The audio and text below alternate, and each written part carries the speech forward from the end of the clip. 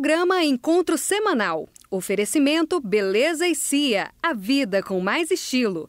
Olá, seja bem-vindo ao Encontro Semanal. Neste programa você vai ver uma reportagem sobre a paróquia São Sebastião do Jardim América e uma entrevista com o coordenador do clero sobre o retiro espiritual dos presbíteros. Começa agora o nosso Encontro Semanal.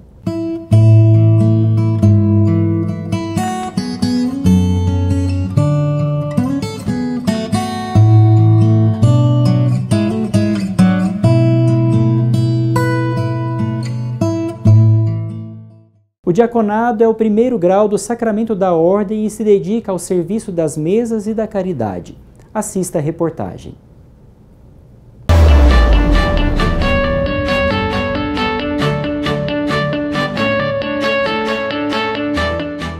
Os diáconos podem ser transitórios ou permanentes. Para a formação dos diáconos permanentes é necessário possuir um curso de teologia e ser casado. Para ser um diácono, ele tem que ser o que é exigido, ser casado, né? Ter mais de, 10 anos de casado, já ter filhos, né? E ter a disposição também para poder servir o Senhor. O que eu vejo que é muito importante nisso é o tempo que você tem para poder servir o Senhor e a Deus neste momento. Para mim, como foi uma graça de Deus, ver este chamado e poder caminhar neste caminho, olha, para mim foi ótimo. É uma graça de Deus poder servir o Senhor na Arquidiocese de Goiânia. Os diáconos recebem a força de servir o povo de Deus na diaconia da liturgia da palavra e da caridade, em comunhão com o bispo e seu presbitério. O trabalho realizado pelos diáconos são auxiliar nas missas, né? Tendo também o acompanhamento nas pastorais, nos movimentos da igreja, e também realizando as celebrações no domingo, ou mesmo nos dias de semana. Diácono Wagner Gomes foi ordenado em setembro de 2015. Ele dedica seu serviço pastoral à paróquia São José, em Aparecida de Goiânia. É uma graça de Deus poder servir a Igreja de Goiânia junto com nossos irmãos mais necessitados. Para mim, é uma graça de Deus. A minha missão na paróquia São José, em Aparecida de Goiânia, é auxiliar o padre, como eu já disse, acompanhar os movimentos da paróquia, realizar os casamentos, os batizados e também acompanhar a equipe de batismo, da catequese e outras mais que existem dentro da nossa comunidade. Os diáconos participam de modo especial na missão e na graça de Cristo. Eles são ministros ordenados para as tarefas de serviço da igreja. Ser diácono é um privilégio, uma graça de Deus, uma bênção de Deus na vida de um homem, né? Porque é você poder servir a Deus com mais intensidade, é realmente dedicar a sua vida à obra de Deus, a fazer mesmo aquilo que Cristo nos chama a viver. Servir a Deus é uma graça, por isso é um dom que Deus nos concede. Servimos a Deus com amor e carinho. Amém? Glorioso Santo Estevão, diácono cheio do Espírito Santo, animador das comunidades, nós vos pedimos que intercedas a Deus por nós, para que consigamos a graça de uma verdadeira conversão a Jesus Cristo e seu projeto. Concedei-nos sabedoria e coragem para renovar nossas comunidades, tornando-as uma igreja a serviço do Reino. Dai-nos força para participarmos sem medo da construção de uma sociedade justa, fraterna e solidária, vivenciando assim a paz tão desejada.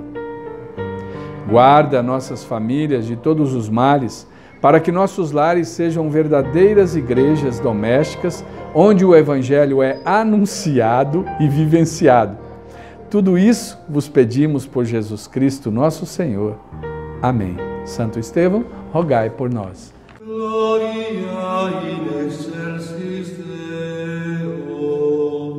Há mais de 40 anos, o Papa São João Paulo II começou as Jornadas Mundiais da Juventude. Primeiramente, ele começou fazendo pequenas jornadas, mini jornadas, no domingo de Ramos, lá em Roma.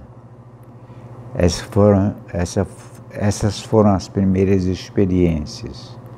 Eu convidava os jovens para esta iniciativa. Depois ele foi estendendo essas jornadas para toda a humanidade. Lembro que quando ele expirava e sentia na praça de São Pedro as vozes da juventude que rezava por ele, ele disse: eu fui atrás deles no mundo inteiro e agora eles vêm a mim. Jornada Mundial da Juventude é uma grande festa da juventude proveniente de todo o mundo. Pode ser o mundo dos cristãos, mas também desta jornada participam pessoas de outras confissões cristãs e até não cristãos, ou até pagãos, ou seja, até não crentes, até pessoas que não acreditam. Neste ano a jornada começou domingo passado, portanto dia 20, e vai até o próximo domingo, dia 27. E ao longo desta semana toda são feitas as catequeses em várias línguas. Os bispos locais e bispos do mundo inteiro são convidados a falar aos jovens em auditórios, em igrejas, e assim ir aprofundando o tema da Jornada Mundial da Juventude. Neste ano, o lema escolhido é especificamente mariano: eis a serva do Senhor, faça-se em mim segundo a vossa palavra. A Jornada Mundial da Juventude, conduzida por Nossa Senhora, e Nossa Senhora dando a pista de como proceder na vida para se viver bem a juventude a caminho da maturidade.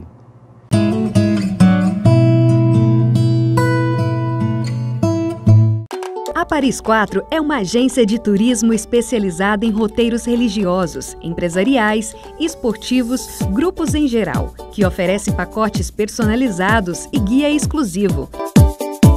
Conheça também nossos serviços que vão muito além dos pacotes turísticos. É tanto conforto que você vai viajar e se sentir em casa. Que tal conhecer o mundo com a gente?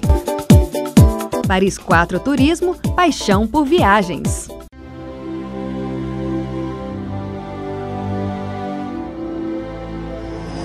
Ustedes jóvenes tienen en la Virgen María un motivo de alegría, una fuente de inspiración.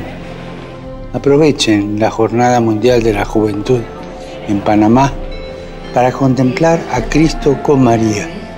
Cada uno en su idioma recemos el rosario por la paz y pídanle fuerzas para soñar y trabajar por la paz.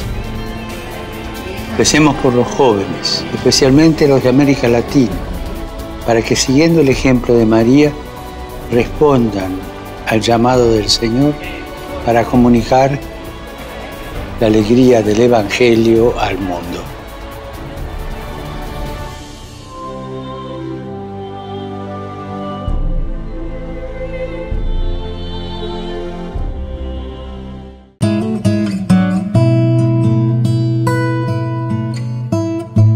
Hoje no quadro As Razões da Fé temos um vídeo enviado por Brenda Emily de Souza, da paróquia Santa Genoveva. Oi padre, tudo bem? Então eu queria saber por que alguns padres falam que o corpo e sangue de Cristo os guarde para a vida eterna na celebração, na missa, e outros padres não falam. É correto falar ou não? Obrigado, Brenda, por mais uma vez participar do nosso programa. Muitas vezes encontramos nos atos litúrgicos, de um modo particular na Santa Missa, algumas divergências da parte dos celebrantes. Para que possamos nos orientar na unidade da liturgia, a Igreja nos propõe os textos litúrgicos que podemos encontrar nos lecionários, ferial, dominical e santoral, no evangeliário, nos diversos rituais litúrgicos e também no missal romano. Em todos esses livros litúrgicos, nós encontramos textos escritos em vermelho, que são chamados de rubricas. Esses textos servem para orientar o celebrante. Nunca devem ser lidos, apenas obedecidos.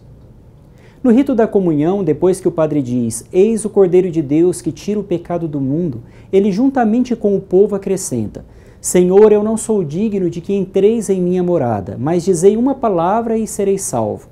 O sacerdote, segundo a rubrica do número 134 do Missal Romano, volta para o altar, reza em silêncio, que o corpo de Cristo me guarde para a vida eterna, e comunga o corpo de Cristo.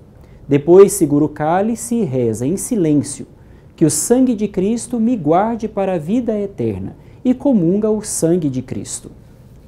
Por isso, Brenda, segundo as orientações da Igreja, o sacerdote não deve fazer esta oração de modo público, pois para o povo ele apresenta as espécies consagradas e diz, o corpo e o sangue de Cristo, e a pessoa responde com convicção, Amém, que quer dizer, eu creio.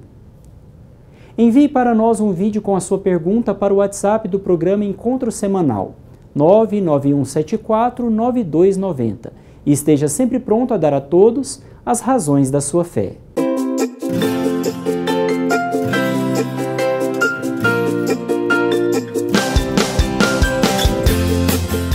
Acompanhe a reportagem da paróquia São Sebastião, que fica no Jardim América, em Goiânia.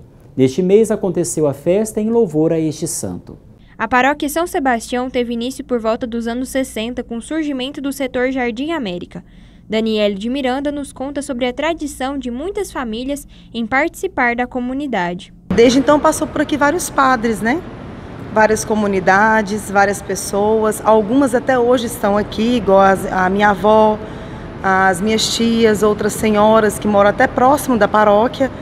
Então, a história da paróquia é essa, é formada por pessoas que até hoje estão aqui, né? Então, é uma paróquia antiga e que ainda muitas pessoas que ajudaram na construção da paróquia, na formação de várias pastorais, ainda está presente, servindo a comunidade.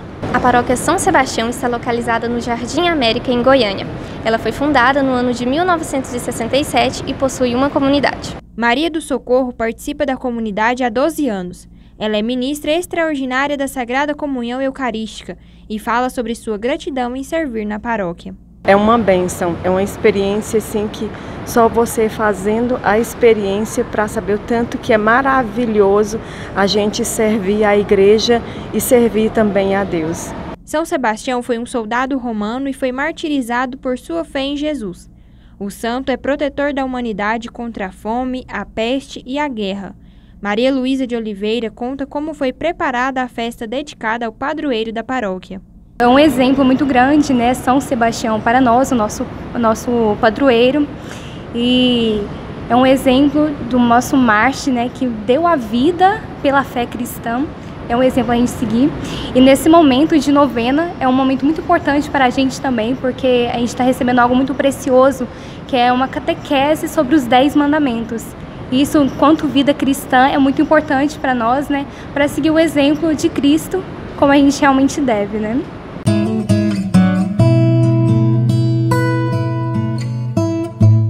A Paris 4 é uma agência de turismo especializada em roteiros religiosos, empresariais, esportivos, grupos em geral, que oferece pacotes personalizados e guia exclusivo. Conheça também nossos serviços que vão muito além dos pacotes turísticos. É tanto conforto que você vai viajar e se sentir em casa. Que tal conhecer o mundo com a gente? Paris 4 Turismo, paixão por viagens.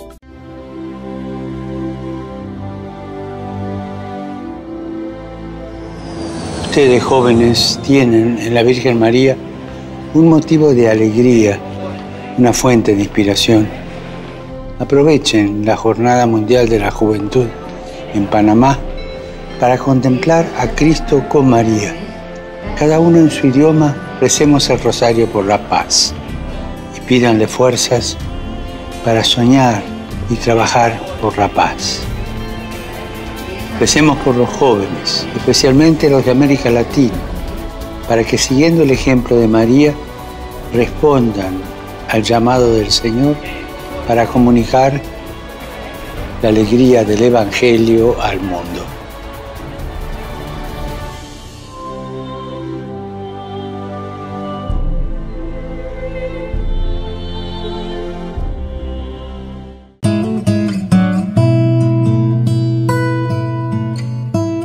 Todos os anos, os presbíteros da Arquidiocese de Goiânia se reúnem para um retiro espiritual com o acompanhamento do arcebispo e seus auxiliares. Veja a entrevista sobre a importância deste momento de reflexão com o coordenador do clero.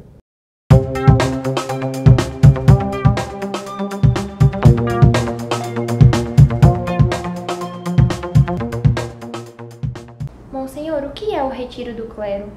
O retiro do clero é um tempo privilegiado que nós padres temos para refletir sobre a nossa vida de padre, a nossa missão como padres.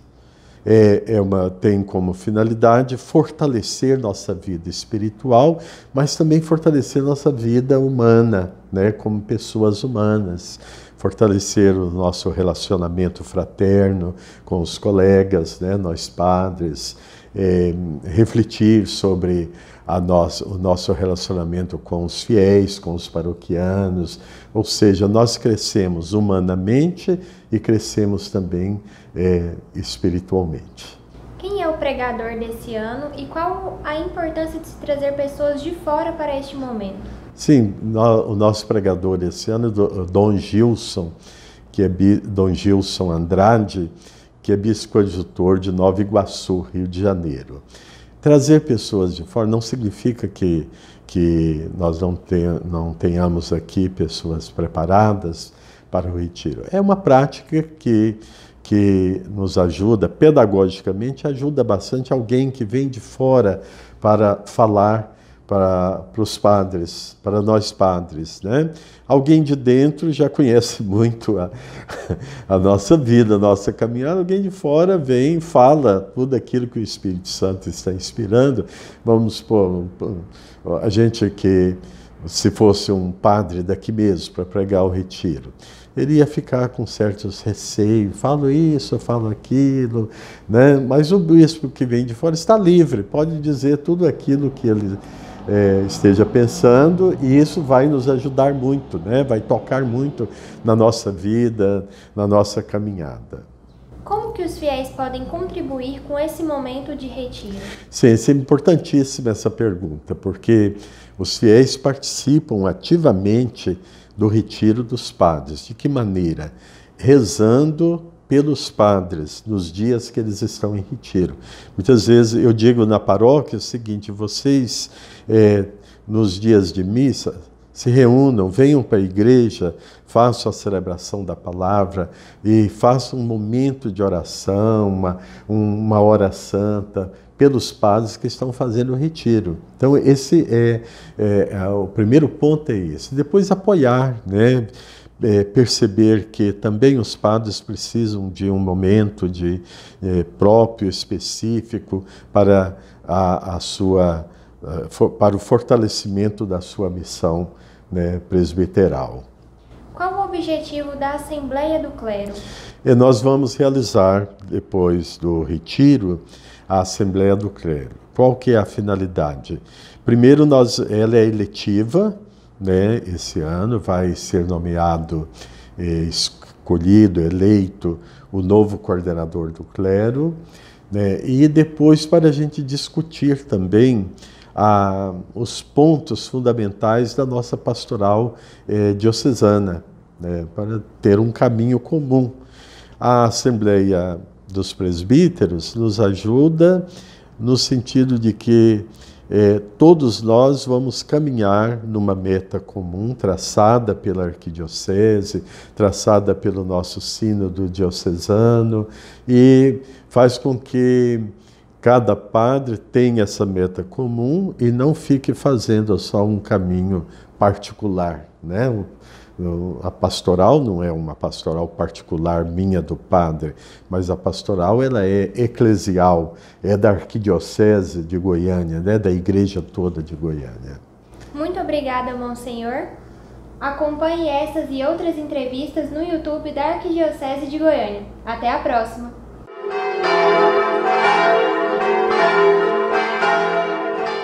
No quadro Direção Espiritual, vamos falar sobre a prática da virtude da fé. A fé é ao mesmo tempo um dom de Deus e uma adesão livre da nossa alma. Para que nós possamos progredir na fé, é necessário nos apoiar na oração e os nossos esforços pessoais. Assim, a nossa fé se tornará mais esclarecida e simples, mais firme e operante. Para bem praticar a virtude da fé, os principiantes deverão se esforçar para consolidar sua fé. E como poderão fazer isto? Em primeiro lugar, dando graças a Deus por este grande dom que é o fundamento de todos os outros dons. Também recitarão com humildade e firme convicção os atos da fé. Assim devem juntar a oração ao estudo, ou seja, a leitura dos livros apropriados que os esclareçam e os confirmem na fé. Estas pessoas deverão evitar tudo que possa perturbar a fé. As leituras imprudentes, onde são atacadas, escarnecidas ou colocadas em dúvidas as verdades da fé. No nosso tempo, em que temos tanto acesso à internet e materiais audiovisuais, devemos ter o mesmo cuidado para não acessar sites ou assistir conteúdos que nos façam duvidar da verdade revelada por Jesus.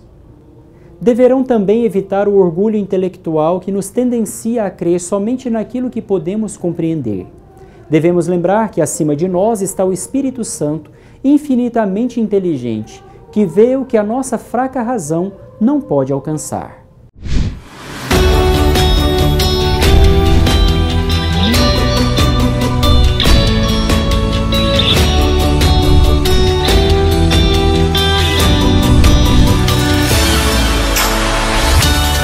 Bonfinópolis é uma cidade localizada na saída leste de Goiânia e fica a 30 quilômetros da capital.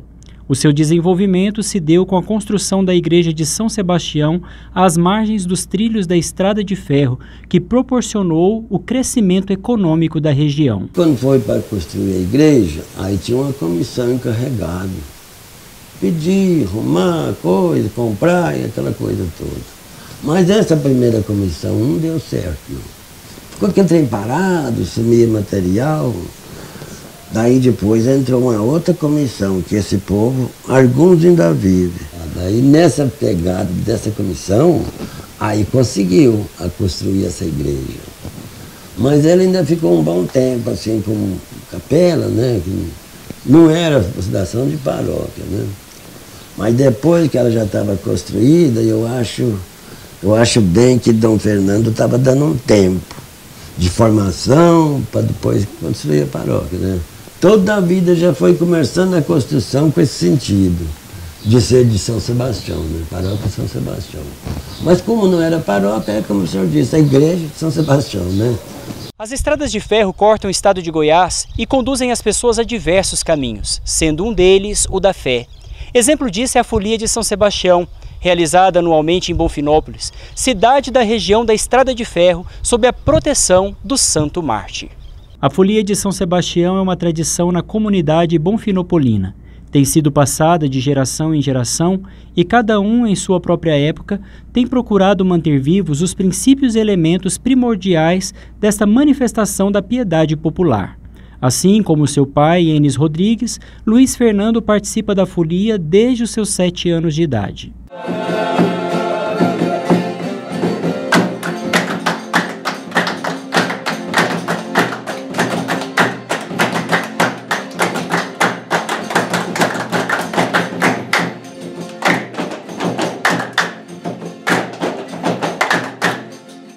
Eu desde pequeno, da idade do Luiz, que está com 7, eu também tinha 7, Aí as folias já eram nas roças, né? Já não era aqui na cidade. Aí era cavalo. Eu já tinha meu cavalo e já ia na folia. E aí a gente vai crescendo dentro daquilo. Fui crescendo dentro da folia, né? Vivendo e crescendo dentro da folia. Aí a gente já passou a cantar, já aprendeu a tocar um instrumento, né? Foi um instrumento de corda e eu toco eles todos na folia. Na música, onde é que me põe, eu sei fazer.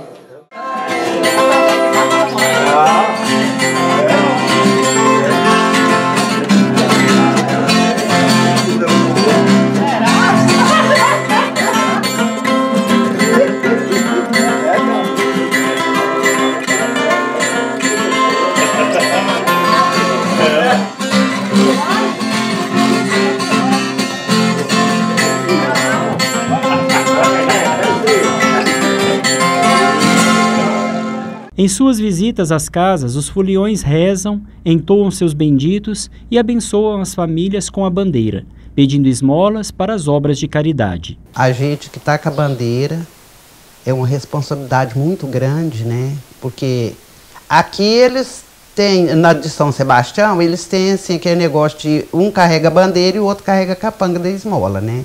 Aí já nas outras folias que eu giro, não, eu que tomo conta de tudo, né? Aí a responsabilidade é muito grande, né?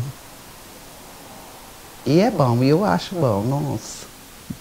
Às vezes tem dia que a gente chega e fala assim, amanhã eu não aguento.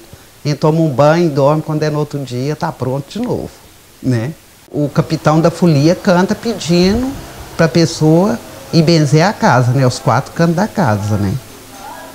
E aí a pessoa, muitas das pessoas na casa, eles não entendem o que está acontecendo, né? Aí eu pego e explico para eles, falo com eles, né? Falou, ele está pedindo para você ir benzer a casa, né?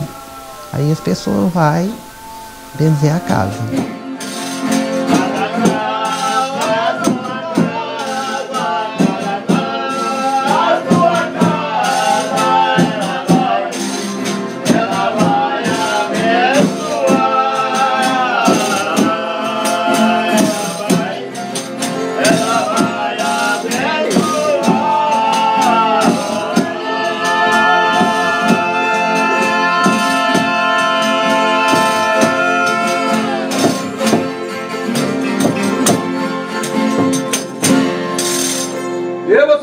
Viva a dona da casa! Viva o nosso vigário! Viva a inferno da bandeira do seu folião! Vai inferno? Não, usar inferno. Os instrumentos usados durante a folia são muito importantes, por isso são tratados com muito cuidado. São colocados sobre a cama do casal, que acolhe os foliões e permanecem lá até a sua partida. Os diversos símbolos da folia se concentram na bandeira, que é adornada com flores e levada com muito respeito. Ela é entregue na igreja no último dia da festa, e os fiéis depositam nela toda a sua fé e piedade. A folia de São Sebastião se encerra e todos retornam para suas casas, abençoados, aguardando ansiosamente até o próximo ano para viver de novo esse momento de amor, fé e devoção. Chegamos ao final do nosso programa. Você pode acessar as nossas redes sociais, Facebook e Instagram, e acompanhar todas as edições do programa no YouTube da Arquidiocese de Goiânia. Nos vemos na próxima semana no nosso encontro semanal.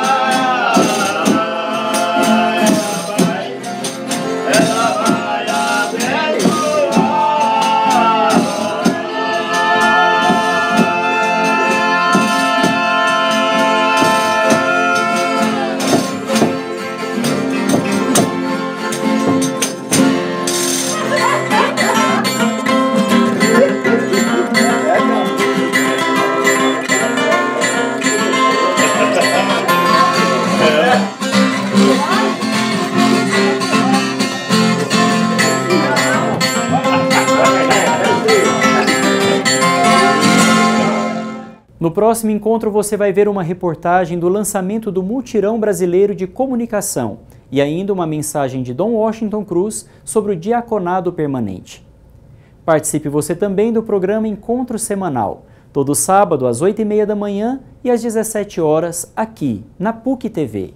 Programa Encontro Semanal. Oferecimento Beleza e Cia, a vida com mais estilo.